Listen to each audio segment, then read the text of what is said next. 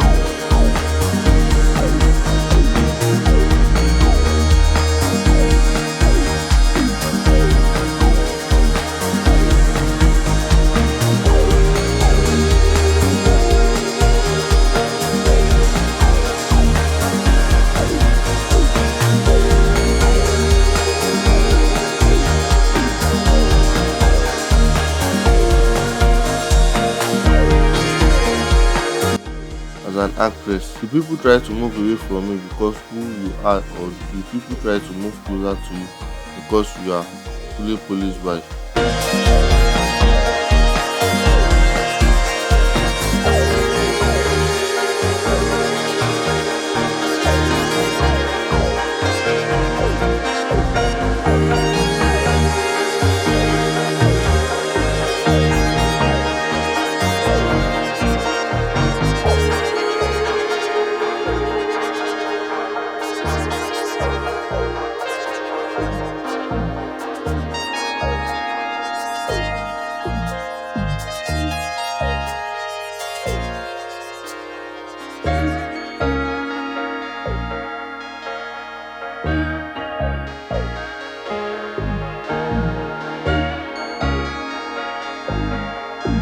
Did you marry him because of money?